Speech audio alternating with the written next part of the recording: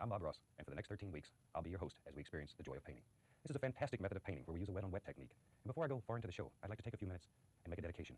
I would like to dedicate this show to my beloved friend and teacher, whom we've all watched and loved for many years on public television, Bill Alexander. And years ago, Bill taught me this fantastic technique, and I feel as though he gave me a precious gift, and I'd like to share that gift with you. So before we start, let's talk a minute about the equipment that we'll be using here.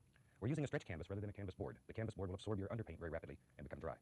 You need a strong easel, because we use a lot of pressure here, and you need an easel that would grip the canvas and hold it securely. The palette that we use a large palette that has a lot of working area in it.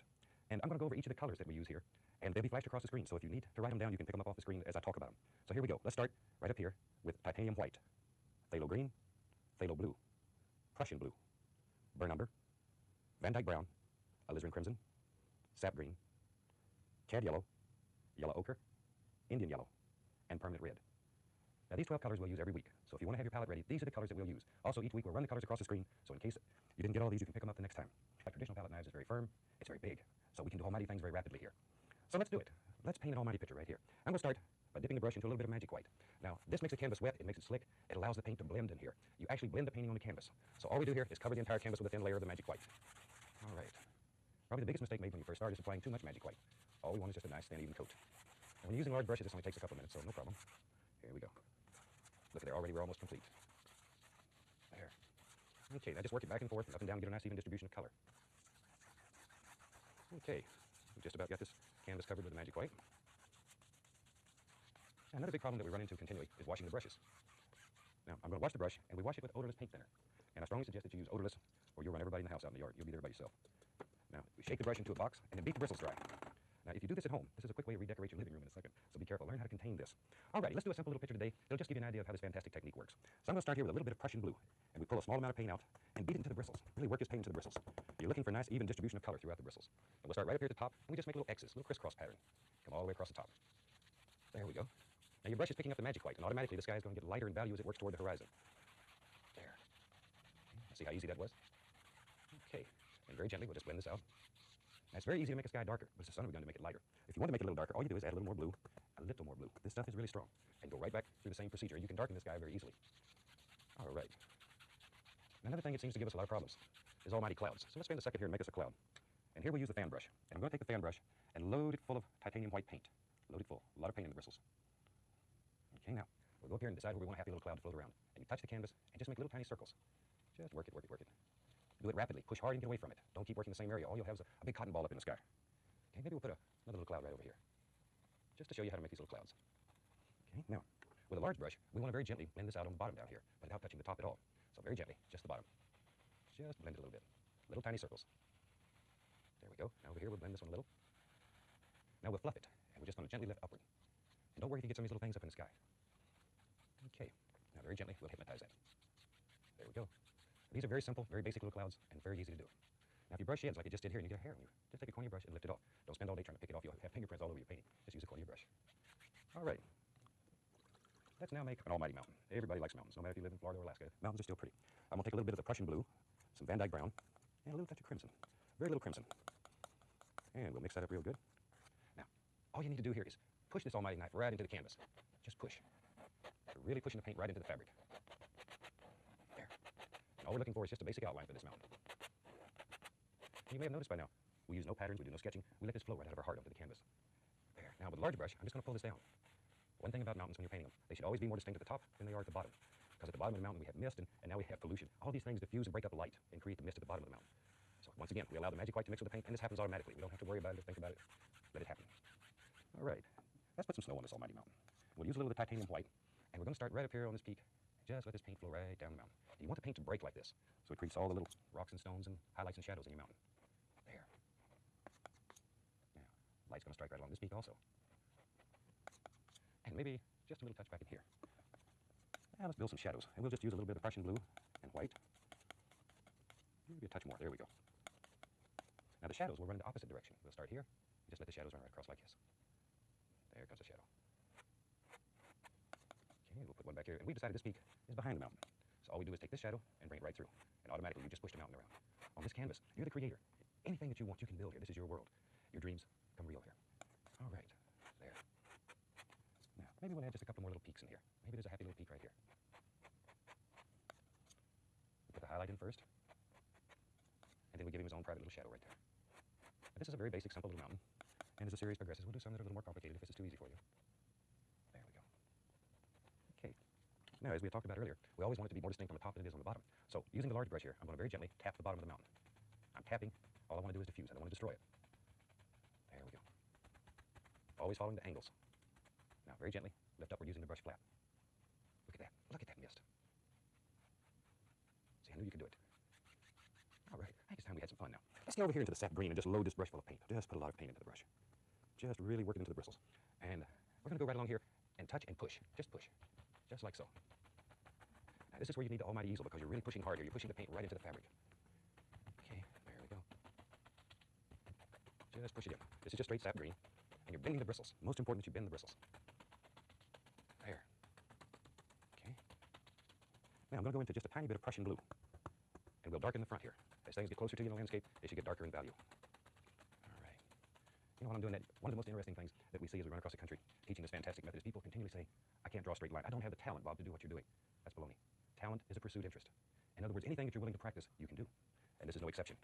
But it's like driving the car. At first, it's a little difficult. You have to learn how to make your hands and your foot work together. Same thing. And that's what we're trying to teach you here, is the technique.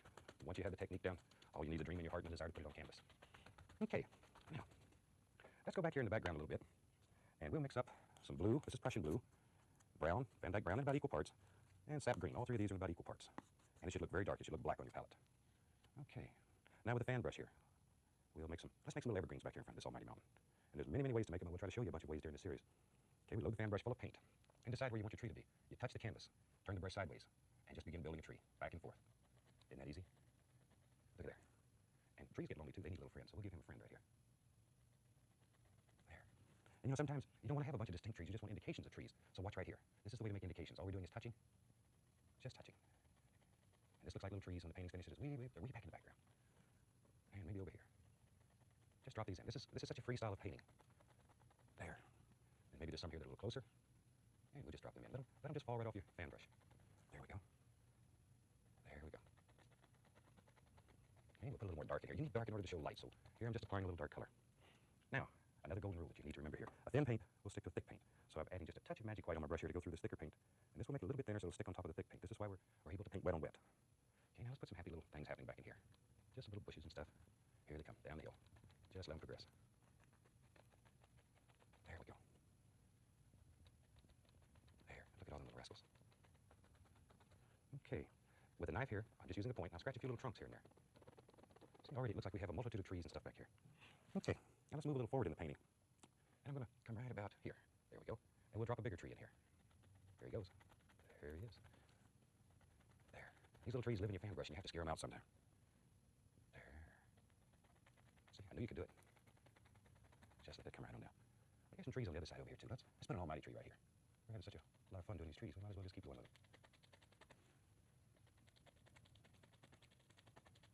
Okay, and by now you're probably saying, hey, can you do anything but evergreens? All right, let's do some different types of trees.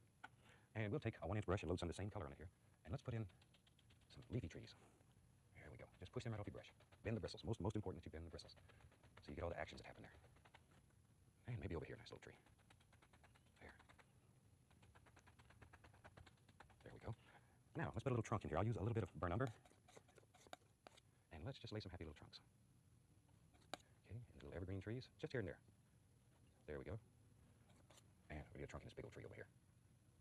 Like so. One in there. You can also take just the pointy knife and scratch right through the paint and put all kinds of little indications in here.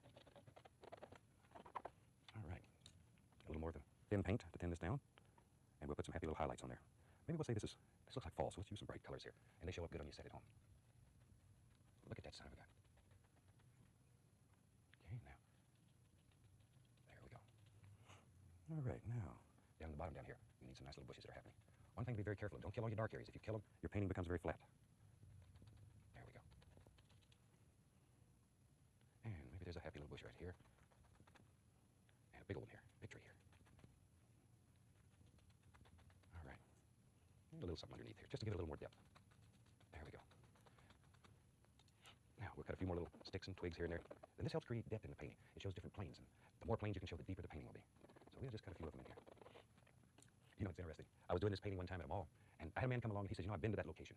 He says, except it had a little pond right here. He says, if it had a little pond there, I'd buy this painting from you. So I told him, I said, you start writing the check. By the time the check's done, you'll have a little pond. So watch right here. Let's see what happens. all you do is take this almighty brush and pull down. And we'll create a little pond right there. It's that easy. There we go. And I'm going to take a little bit of Prussian blue just to make this pond a little bit deeper. I want to have enough room for the trout to live in here.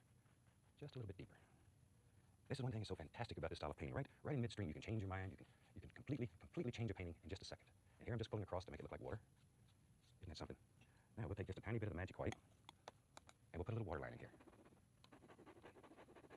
There, just act like you're trying to cut a hole right through the canvas. And let's take, and I sort of wiped out a couple of these little bushes here, so let's just put them back in. Maybe on each side there we have some nice little bushes. Okay, now I'm going to add just a tiny bit of the Van Dyke brown and the burnt umber to this magic white to make it. It's a very, very thin paint. And with that, we'll just take and pull down here a little bit and make us a nice little bank here. Just some ground for the bushes and trees here to sit on. Don't want them to fall off in the water and make a big splash. I'd disturb that old trout that lives in there. There. Now maybe highlight it with just a tiny bit of white. And this is a very, very gentle touch, just enough to get the paint to come off the knife. There we go. Isn't that something? Now, with just a little touch more magic white, we'll put a little water line into here. There it is. Just enough to separate this. There. A few more little sticks here and there, just to break it up. Maybe there's some little grassy things that sort of work down onto the bank here. Just here and there. Over here, want to be some. Now, what happens if you change your mind again? Son of a gun. Let's change it again. I'm going to take the big brush and go right back into this dark color and begin pushing, like so. And we'll just add another plane to this painting to make it even deeper. Just push this dark in there. Once again, we need the dark in order to show the light.